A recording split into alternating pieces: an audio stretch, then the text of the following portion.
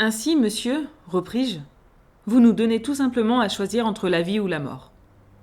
Tout simplement. Mes amis, dis-je, à une question ainsi posée, il n'y a rien à répondre. Mais aucune parole ne nous lie au maître de ce bord. Aucune, monsieur, répondit l'inconnu. Puis, d'une voix plus douce, il reprit. Maintenant, permettez-moi d'achever ce que j'ai à vous dire. Je vous connais, monsieur Aronnax. Vous, sinon vos compagnons, vous n'aurez peut-être pas tant à vous plaindre du hasard qui vous lie à mon sort. Vous trouverez parmi les livres qui servent à mes études favorites cet ouvrage que vous avez publié sur les grands fonds de la mer. Je l'ai souvent lu. Vous avez poussé votre œuvre aussi loin que vous le permettait la science terrestre. Mais vous ne savez pas tout. Vous n'avez pas tout vu. Laissez-moi donc vous dire, monsieur le professeur, que vous ne regretterez pas le temps passé à mon bord. Vous allez voyager dans le pays des merveilles. L'étonnement, la stupéfaction seront probablement l'état habituel de votre esprit. Vous ne vous blaserez pas facilement sur le spectacle incessamment offert à vos yeux.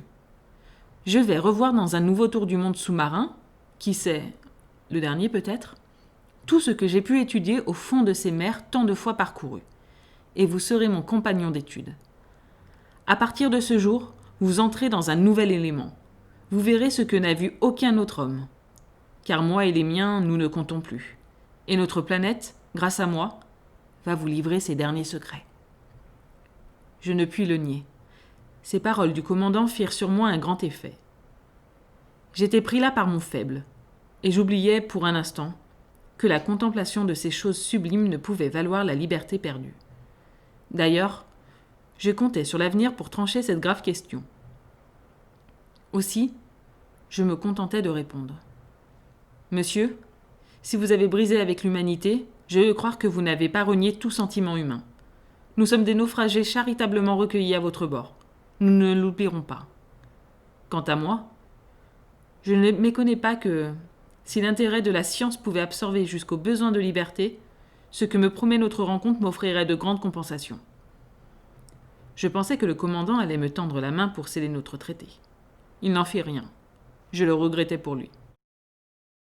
Une dernière question, dis-je, au moment où cet être inexplicable semblait vouloir se retirer. Parlez, monsieur le professeur. De quel nom dois-je vous appeler ? Monsieur, répondit le commandant, je ne suis pour vous que le capitaine Nemo, et vos compagnons et vous n'êtes pour moi que les passagers du Nautilus.